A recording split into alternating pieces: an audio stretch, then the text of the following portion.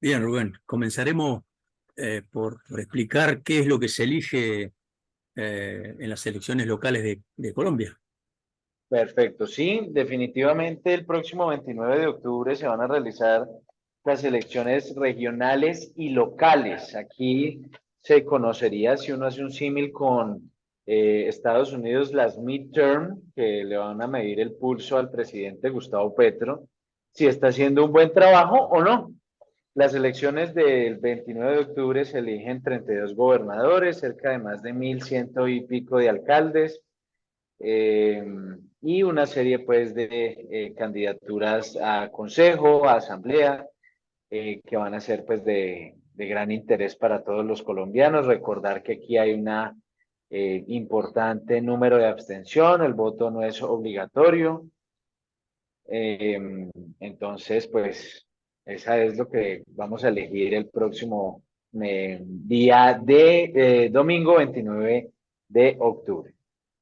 ¿Cuáles serían los principales candidatos, digamos, que sobresalen?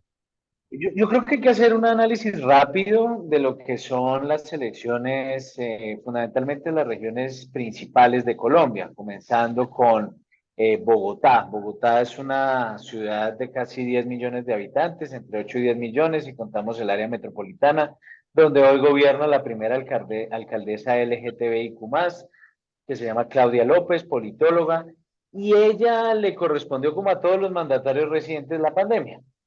Ella en este momento pues está de salida, pareciera tener intenciones de ser candidata presidencial en el año 2026. Sin embargo, las cosas se ponen difíciles porque no tiene una heredera o un heredero de su capital político en Bogotá. Hoy por hoy hay tres candidatos principales. Está el candidato Carlos Fernando Galán, perdón, va punteando en las encuestas. Luego está el señor Gustavo Bolívar, candidato del presidente Petro. Y continuamos con el señor Juan Daniel Oviedo, el director del DANE, el Departamento Nacional de Estadística, que renunció hace ya unos años, mm, y perteneció al gobierno del expresidente Iván Duque Márquez. Podríamos decir que esos son los candidatos en Bogotá. En Medellín, imbatible Federico Gutiérrez es un candidato que no tiene competencia. Eh, Según los sondeos y las diferentes encuestas, definitivamente pues hay una favorabilidad muy alta, dado que Federico Gutiérrez representa ese paisa, ese sentir de Karol G, de Maluma, de J Balvin. Y pues definitivamente Federico va a ser el alcalde inminentemente. No trabajo para él, no soy afín a su movimiento político, pero definitivamente la situación es muy adversa para el candidato opositor de él, el señor Upegui, que es el candidato del actual alcalde Quintero, que renunció hace cerca de 5 días, por lo tanto no es el actual alcalde, sino exalcalde. Tenemos en Cali, que es una ciudad de cerca de 3 millones de habitantes, la tercera más importante del país, donde se disputa un personaje muy interesante que habla tres, cuatro idiomas, hijo de un inmigrante ruso, de Alejandro Eder, que impulsa mucho el tema de la seguridad. Y en contraste está el señor Roberto Ortiz, que le dicen el Chontico, es el dueño del Chance de Cali, digamos. ¿Sí? Y está Barranquilla, que es una ciudad bastante grande, que desde el año 2007 está en manos del clan o de la estructura política de la familia Char, dueña de supermercados, bancos, droguerías, mini mercados, emisoras. Y ellos pues han logrado hacer un emporio económico y también político, y vuelve a aspirar el señor Alejandro Char Chalhub, descendientes libaneses, y pareciera va a ganar imbatible el próximo 29 de octubre. Eso frente a alcaldías. En gobernaciones es un poco más difícil el análisis, dado que es más regional, los municipios, digamos, son más pequeños, entonces habría que hacer un balance municipio por municipio. Lo cierto es que en el Valle, Dilian Francisca Toro va a ser, a mi juicio, la gobernadora del Valle. En Cundinamarca, el señor Jorge Emilio Rey va a ser el gobernador, a mi juicio, de ese departamento. el señor Eduardo Verano de la Rosa en el departamento del Atlántico, el señor Rafael Martínez en el departamento de Magdalena, que es en el norte de Colombia. El señor Antioquia es bastante complejo, es difícil analizar Antioquia en lo departamental, son más de ciento y algo, 200 municipios, es indescifrable para mí hacer un análisis de Antioquia, pero por demás, esos son las principales, es un diagnóstico, digamos, muy general que uno pudiera hacer. Vos decías que el voto no es obligatorio. ¿Cuánto generalmente vota? ¿Qué porcentaje, digamos? Hay una abstención del 45, del 48, del 50, digamos, en alcaldías, gobernación, la gente lo siente como muy cercano y un apasionamiento gigante, porque ven a su candidato, lo pueden tocar, lo pueden sentir, lo pueden oler, lo pueden mirar muy, muy de cerca. Entonces la gente toma estas campañas muy pasionalmente. Las presidenciales también, digamos que eso sucede a nivel Latinoamérica. Las campañas, lo que son las ejecutivas, son mucho más frecuentadas, digamos, en países no voto obligatorio, mientras que en las legislativas, es decir, Cámara, Senado, en otros países las diputaciones, pues son menos frecuentadas. ¿Cómo es el perfil en general de la campaña electoral? Perdón, el perfil no, el clima electoral. Digamos, ¿qué es lo que se discute? ¿Corrupción, inseguridad? No. Yo creo que en las ciudades principales la seguridad, digamos, la inseguridad en Colombia está muy alta. Se tenía una expectativa gigante con el gobierno de Petro. Tenemos grupos armados al margen de la ley que están en zonas periféricas del país bastante, digamos, envalentonados. Tienen una fortaleza que nunca se pensó tener. Santos en su gobierno dejó un proceso de paz que a mi juicio ha fracasado, no en su totalidad, pero sí en su mayoría en lo territorial por una razón es que el gobierno Duque no implementó el acuerdo de paz que deja Santos por cuestiones netamente políticas y en segundo lugar el presidente Petro cambia todo el modelo de construcción de paz. Entonces definitivamente pues se esperaba mucho más del presidente en un año y algo que lleva ya del gobierno ha decepcionado y creo que va a ser una retaliación electoral muy fuerte la que va a recibir el presidente Petro el 29 de octubre.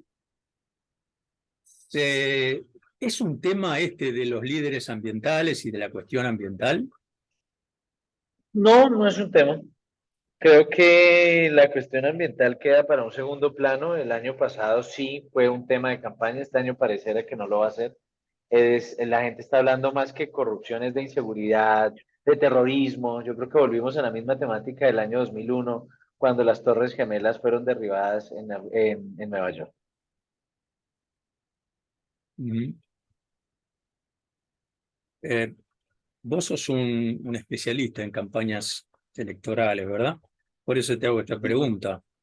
Sí, Eh, señor. em, Vos dijiste hoy que la gente ve a su candidato muy próximo. ¿Cuáles son esas estrategias de proximidad a la cual recurren los candidatos, las más efectivas que a vos te parezca? Sí, definitivamente el beso y el abrazo volvieron después de la pandemia. Entonces se había dicho que la pandemia, que había que vivir con eso y que ya no nos íbamos a tocar y eso es pura mentira.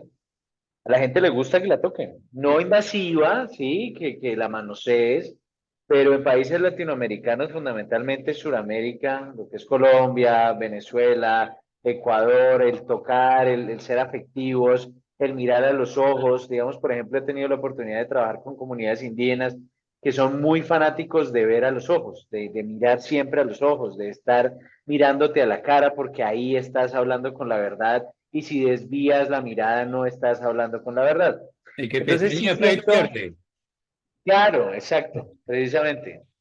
Si desvías la mirada estás mintiendo. Entonces, y eso es una sabiduría ancestral indígena que se ve muy, muy aquí en países latinoamericanos, y lo digo yo, en un departamento, en un estado donde yo vivo, que hay una población indígena bastante grande, donde he podido aprender mucho de ellos durante los últimos 10 años. Entonces sí siento que es la proximidad, es tocarse, es tener presencia, es solucionar problemas y es el arte de hacer favores pequeños emocionales. Porque, digamos, los políticos tienen acceso, tienen contactos, tienen números de WhatsApp que las personas del corriente no tienen. de simplemente con una llamada a un defensor de algún tema, a un secretario, a algún ministro. Eso hace que el político sea valioso. Ujú. Eh, de alguna manera, creo que lo dejaste entrever al principio, las elecciones más del territorio pueden reafirmar el poder central o lo pueden debilitar. Yo creo que lo pueden debilitar, porque es que siento que en esta elección el presidente se está jugando toda por reavivar su proyecto político que está en crisis, y siento que hay un defraude de un sector muy grande de la población, porque se generó mucha expectativa. Eso es lo peligroso de cuando uno hace campañas con grandes expectativas. Si tú haces expectativas grandes, tienes que hacer un gobierno grande. Si tú haces una campaña de expectativas medianas, pues tratas de lograr lo que prometiste. Por eso es tan importante saber qué prometes para poder qué vas a cumplir. Y claro, no lo escuchan en entrevistas de un gran consultor político, creo que de los que hacen parte de este juego desde hace muchos años como JJ Rendón, y él insiste de que, bueno, hay que saber qué prometes para ver qué vas a cumplir, ¿sí? Y a veces tomar decisiones impopulares cuando gobiernas, no decirlas cuando vas a hacer campaña, pero pues te atienes a las consecuencias si no haces lo que prometiste. Entonces sí siento que ese tema es bastante complejo acá en Colombia y definitivamente va a tener una consecuencia bastante negativa electoralmente el próximo 29 de octubre. ¿Cuál fue la mayor decepción que prometió Petro y no la pudo cumplir? Petro tuvo una fórmula presidencial de mi departamento, de mi región, que se llama Francia Márquez Mina. Ella es nacida en un municipio muy pequeño, muy pobre, que se llama Buenos Aires, Suárez, Buenos Aires. Es el norte del departamento del Cauca o del estado del Cauca. Y ella es egresada de Derecho desde hace muy poco, tiene un nivel de estudio profesional de cerca de hace 5 o 6 años, digamos que la experiencia profesional de ella no es larga, pero sí es una experiencia de activismo social, activismo comunitario muy amplia, desde hace muchos años, desde que ella tenía 14 años. Eh, Se prometió que la gente pobre iba a gobernar, se prometió, como se dice aquí popularmente, que la chusma iba a tener el poder y la burocracia iba a ser repartida para todos los pobres. Es decir, que todos los pobres de Colombia iban a tener cargos de altas dignidades de poder en el Estado colombiano. Eso no pasó, ni pasó, ni pasará. Es tan increíble decir que hoy tenemos en el gobierno nacional, hoy vemos en el gobierno nacional, miembros del gobierno Duque, un gobierno de derecha, de origen uribista, todavía gobernando en el gobierno nacional, porque son cualificados y no encuentran otros perfiles similares dentro del espectro de la izquierda, dentro del espectro del Partido Comunista, dentro del espectro de los activistas, etcétera, etcétera. Entonces, es una defraudación profunda interna y un descorazonamiento fuerte en principio, y a la hora de elegir a los candidatos en estas regionales, pareciera que en algunos lugares se dejaron permear por la política tradicional. Fundamentalmente no hicieron unas consultas populares abiertas, sino que a dedo escogieron desde el centralismo de Bogotá. ¿Mm? Estuve viendo los otros días declaraciones del ministro de Justicia, donde él hablaba de una reconfiguración internacional de Colombia respecto al narcotráfico y respecto a los militares. Pero te lo pregunto porque él no me lo aclaró, entonces a ver si vos me podés decir a qué se refiere. Es decir, ¿qué está buscando Colombia en el mundo? El gobierno es un gobierno extraño, además porque tiene muchas cosas heterogéneas. Y eso quizás es un gobierno, ¿sí? Los ministros son de un lado, del otro, de un partido, del otro. Pero lo que hoy vemos es que el gobierno nacional no tiene una conexión, el presidente no tiene una conexión con sus ministros. Es decir, la comunicación entre ellos internamente es inexistente, dicen fuentes de Palacio de Nariño. No sé si sea cierto. Si tú no te comunicas con tu equipo de gobierno, si tú no te comunicas con tus ministros, ellos van a hacer lo que creen que es correcto para el gobierno. Es por eso que han salido más de 10, 15 ministros en menos de un año. Y uno de ellos fue el ministro José Antonio Campo, que trabaja para una universidad muy prestigiosa en Estados Unidos, que definitivamente lo echaron, como se dice acá popularmente en Colombia, del cargo, por hacer lo correcto, por querer hacer lo correcto, y no estuvo, el presidente no estuvo de acuerdo con unas posiciones que él tomó y lo sacaron. Eso sucedió y no me extrañaría que siga sucediendo con el resto de ministros restantes. El ministro de Justicia lo que ha planteado es la posibilidad real de generar una serie de acciones de construcción de paz con diversos actores armados que hacen presencia en territorio. Tenemos más de 6, 7 reconocidos. El pasado 31 de diciembre, el presidente Petro sacó un decreto decretando un cese al fuego unilateral con diversas organizaciones al margen de la ley. Después fue muy criticado, fue invalidado. Bueno, la discusión jurídica no la vamos a dar el día de hoy, pero la discusión política radica en algo y es que no previeron lo que iba a ocurrir. Entonces, Petro anhela y desea ser el más influyente en lo internacional, sabiendo que no lo escucharon en Naciones Unidas. Hoy influyente se llama Nayib Bukele, quizás. Hoy influyente ni siquiera es Biden, es, no sé, Pedro Sánchez o Zelensky, qué sé yo, o Xi Jinping, qué sé yo, ¿sí? Pero el más influyente, a mi juicio, pudiera ser en Latinoamérica el señor Bukele. Pero Petro no lo es, Petro no lo es, ya lo dejó de ser porque no cumplió las expectativas ni nacionales ni internacionales. La alianza con Lula fracasó, lo de Venezuela se salió de control, lo de Nicaragua ni hablar, lo de no sé, ¿qué más? ¿Qué hay por ahí?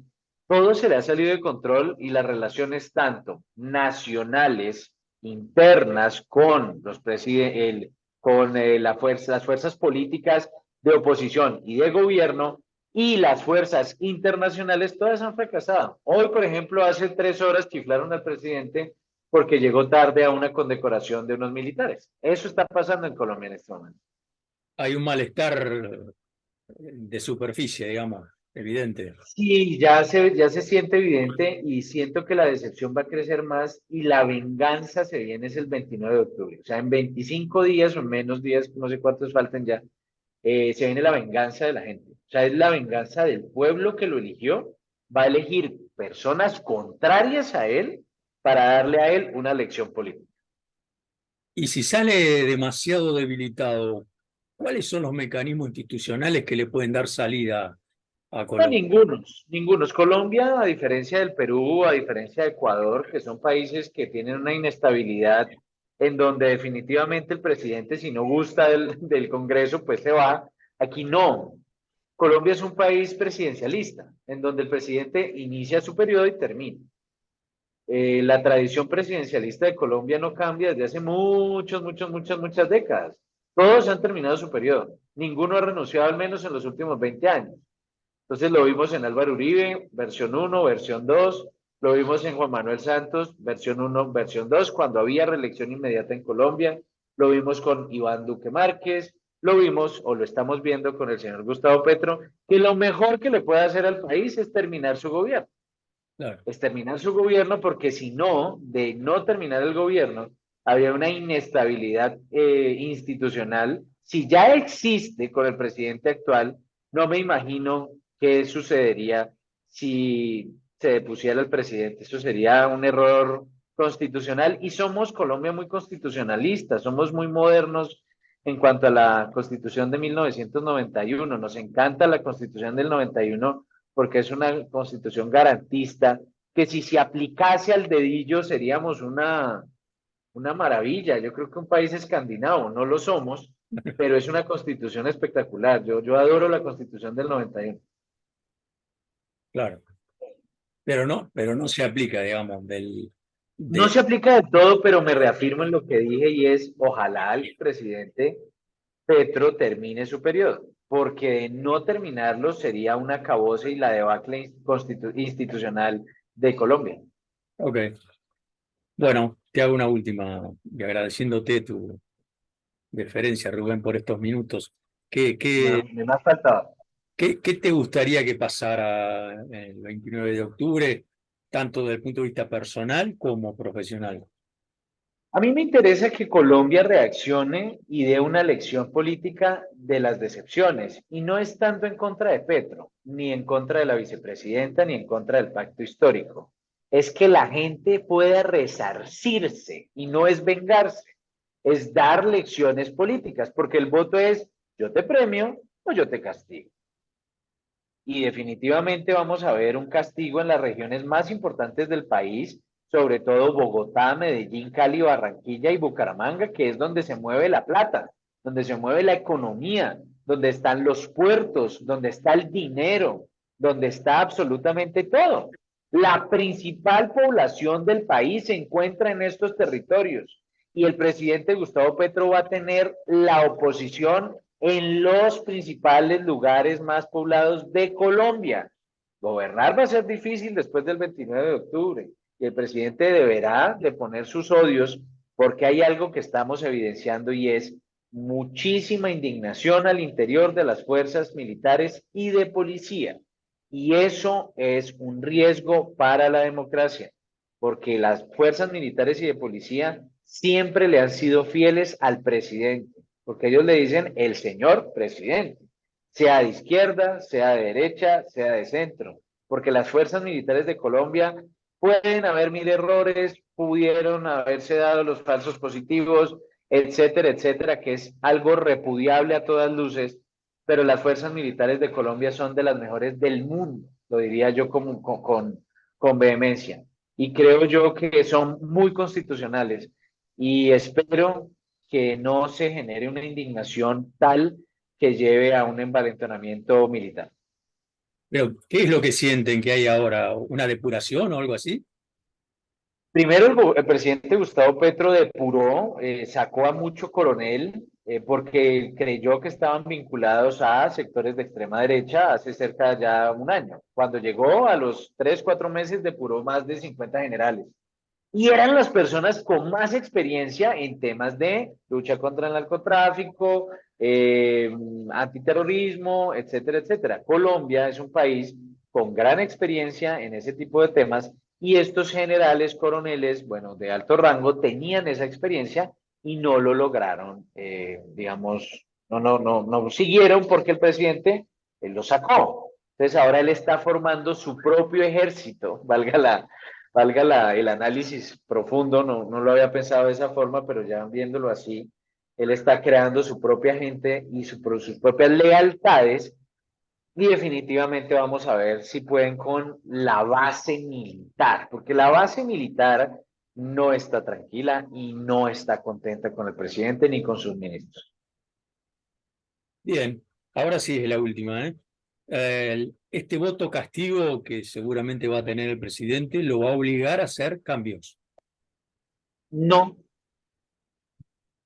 no por una razón, y es que el presidente cree que está haciendo las cosas bien. El presidente hoy es un presidente que está enclaustrado en Palacio de Nariño, lleno de artilugios y de arte, de imágenes como esta. Esta la pintó un preso en un municipio cercano aquí de mi ciudad, que yo soy fan de Bolívar, me encanta su historia, amo a John Lynch y toda la biografía de Bolívar es fascinante, pero él es adicto a un Bolívar revolucionario que no fue, un Bolívar, él se cree Bolívar.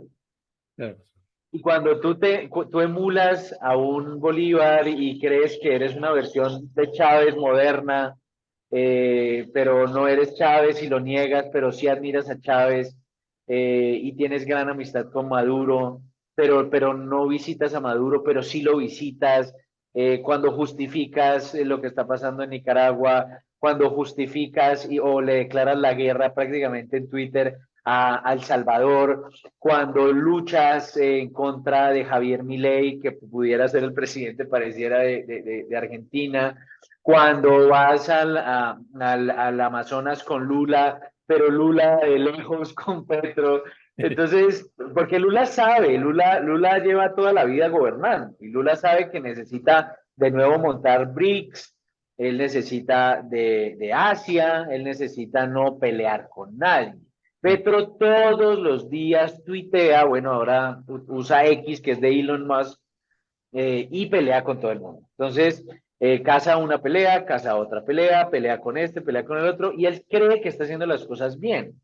Y él jura que va a ganar en Bogotá, que es su casa donde él fue alcalde de Bogotá con apenas el 17% de los votos hace ya cerca de menos de 10 años.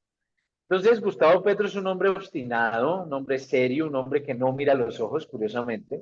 Lo conocí, tuve la oportunidad de saber quién era y definitivamente es un hombre de no confiar. Creo que va a tener problemas políticos muy serios.